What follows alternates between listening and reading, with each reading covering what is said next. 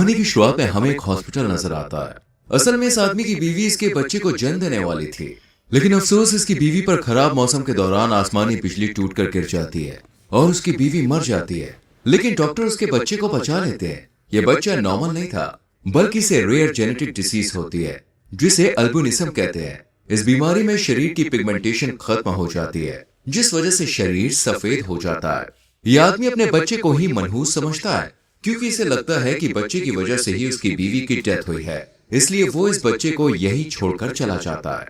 जब एक घर में बूढ़े आदमी की डेथ हो गई थी, इसलिए यहाँ पुलिस छानबीन करने के लिए जाती है। इस केस को डग बर्नम नाम का पुलिस अफसर देखता है। छानबीन के दौरान डग बर्नम को इस बूढ़े आदमी के घर पर कुछ ऐसा दिखाई देता है जिसे देखकर डग की आंखें भी खुली की खुली रह जाती हैं।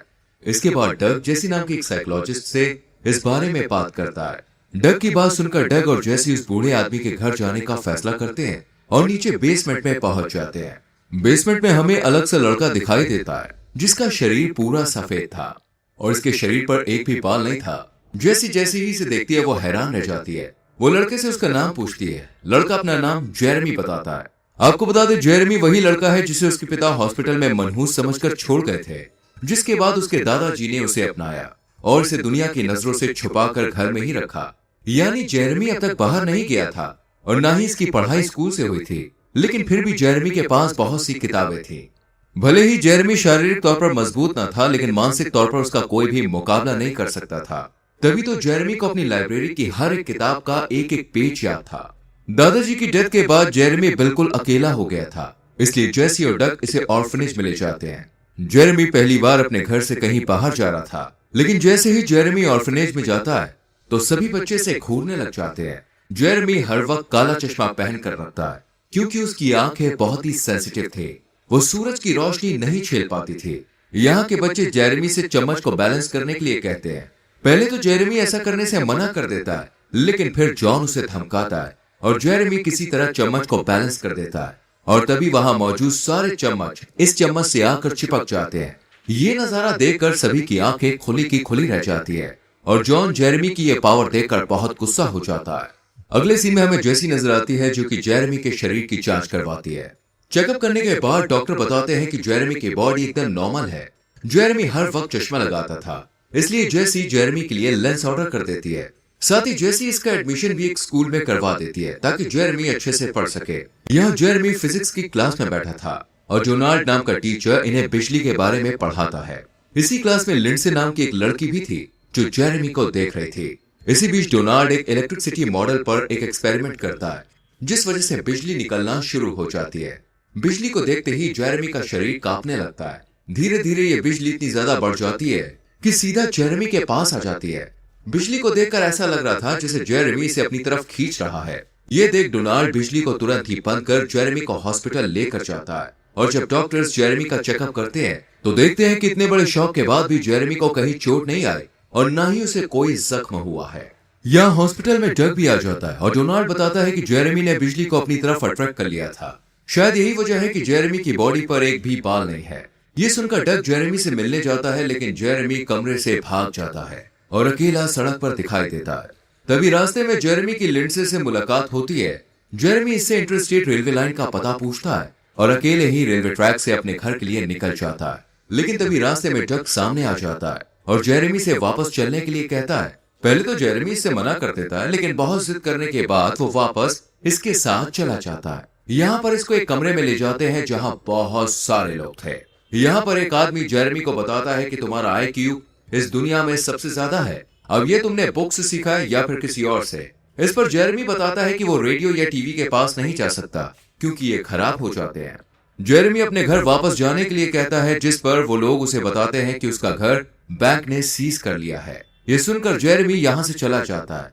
इसके बाद जेरेमी का स्कूल एक एक्टिविटी प्लान करता है जिसमें वहां के शेरिफ भी शामिल थे, लेकिन जेरेमी इससे भी खुश नहीं होता और अकेला जाकर बैठ जाता है। यह डग को बताता है कि जब भी वो बिजली को कड़कड़ाते हुए देखता है तो उसे लगता है कि बिजली उसकी तरफ आ रही है। यही वजह है कि उसकी माँ भी बिजली के कारण मर गई। अगले दिन डंकन एक हिरन को मार देता है और इस बात को किसी को भी बताने से मना कर देता है। यहाँ जेरेमी भी मौजूद था और हिरन को मरा हुआ देखकर वो बहुत दुखी होता है। तभी जेरेमी एक हाथ हिरन पर रखता है और एक हाथ से डंकन को पकड़ लेता है। जिस वजह से डंकन को बहुत ज्यादा दर्द होता है। ये देखकर शेरिफ जेरेमी से कहता है कि ये सब तुमने क्यों किया। इस पर जेरेमी बताता है कि उसने जो किया मैंने उसे वही एहसास दिलाया। जैसी कहती है कि तुम हमारे दोस्त हो, तुम हमें सब कुछ बता सकते हो। लेकिन जेरेमी यहां से गुस्सा होकर चला जाता है। दूसरी तरफ हमें डग की बीमार बीवी दिखाई देती है। डॉक्टर डग को बताता है कि जितने समय से तुम्हारी बीवी इस दर्द को सह रही है, जरूर कुछ ऐसा है जो तुम्हारी बीवी को रोके हुए है। इसके बाद डग उसे पिछले हादसे के बारे में पूछने के लिए जाता है कि आखिर जेरेमी ने उसके साथ क्या किया था। इस पर डंकन बताता है कि जब जेरेमी ने उसका हाथ पकड़ा था तो वो हिरन की तड़पती हुई एक सांस को महसूस कर पा रहा था। उस वक्त वो बहुत ही दर्द में था। ये सुनकर डग जेरेमी को अपनी बीवी के पास लेकर जाता है ताकि वो उसकी बीवी के बारे में भी कुछ बता सके। जेरेमी जब डग की बीवी को छूता है और उसके दिमाग में चल रही सारी बात को बताता है, जेरेमी कहता है कि ये चाहती है कि आप अपने बेटे को माफ कर दें, और दूसरा ये कि वो अपनी शादी की अंगूठी को पहनना चाहती है जो कि काफी सालों पहले खो चुकी है। ये सुनने के बाद डग अपनी बीवी को अंगूठी पहनाता है और फिर उसकी बीवी की डेथ हो जाती है। माँ की डेथ के बारे में सुनने के बाद उसका बेटा मिलने के लिए आता है और डग अपने बेटे को देखकर गले लगा लेता है। ये सब जेरेमी देख रहा होता है और इमोशनल होकर रोने लग जाता है। अगले सीन में हमें जेरेमी और लिंडसे एक पार्क में बैठे हुए नजर आते हैं। वो यहाँ सभी के मन की बात पता है। जेरेमी बताता है कि यहाँ सभी लोगों का सोचना है कि वो सबसे अलग है, लेकिन ऐसा नहीं है। वो हर एक चीज से जुड़े हुए हैं। लेकिन ये सभी बातें लिंडसे के बिल्कुल भी समझ में नहीं आती है। तभी जेरेमी और लिंडसे एक दूसरे से हाथ मिलाते हैं और लिंडसे जेरेमी की शुरू से आखिर तक की सारी कहानी महसूस करती है कि कैसे उसके पिता ने उसे अकेला छोड़ दिया। जेरेमी के साथ भी अब तक जो हुआ था वो सब जेरेमी को याद था और उसे महसूस करके जेरेमी बहुत दुखी हो जाता है और लिंडसे से अपना हाथ छुड़ा लेता है। जेरेमी लिंडसे से पूछता है कि क्या मैं तुम्हें बुरा लगता हूँ। इस पर लिंडसे कहती है कि आज तक मैं जितने भी लोगों से मिली हूँ, मुझे उन सब में तुम सबसे ज्यादा अच्छे लगे। ये कहकर लिंडसे जेरेमी के बहुत करीब आ जाती है और उसे लिप किस करती है। लिंडसे को किस करते हुए उसके पिता देख लेते हैं और इन दोनों के पास आकर जेरेमी को मारना शुरू कर देते हैं और लिंडसे से दूरी बनाए रखने के लिए कहते हैं। इसी बीच यहाँ पे जेसी आ जाती है और जेरेमी को लिंडसे के पिता से बचा लेती है। इस इंसिडेंट के बाद जेरेमी बहुत दुखी हो गया था, इसलिए वो अपना सारा सामान लेकर अपने घर जाने लगा था, पर वो जा नहीं पाता। अगले सीन में हमें जेसी जेंट्स बाथरूम में दिखाई देती है। जेरेमी अपना ज्यादातर समय यहीं बिताता था। यहाँ उसे एक लड़का जिसके बहुत ही खूबसूरत बाल थे उसे देखता है और ऐसे ही बालों के बारे में सोचता है, लेकिन उसकी पावर्स की वजह से ये मुमकिन नहीं था। जेरेमी को जॉन देख लेता है और उसे तंग करना शुरू कर देता है और जॉन जेरेमी को परेशान करने के लिए उसका हैट छीन लेता है और अपने सर पर लगा लेता है। इसके बाद जॉन जेरेमी से कहता है कि अगर तुम वाकई में मर्द हो तो मुझसे ये हैट छीन कर दिखाओ। इसलिए जेरेमी अपनी हैट वापस लेने के लिए जैसे ही जॉन की तरफ हाथ बढ़ाता है तो जॉन उसका हाथ पकड़ लेता है। जेरेमी जॉन की पिछली जिंदगी को महसूस करता है कि कैसे उसके सौतेले बाप ने उसे टॉर्चर किया और उसकी जिंदगी कैसे बीती।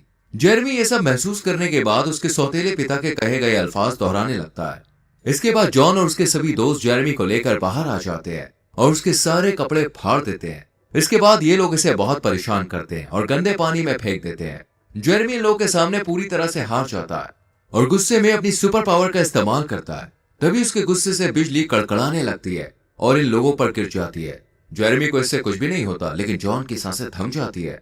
ये देखकर जेरेमी जॉन को बिजली के छोटे छोटे झटके देता है और उसे दोबारा से जिंदा कर देता है। इसके बाद जेरेमी अपने घर वापस चला जाता है, लेकिन यहाँ इसके घर का सामान सब हो चुका था।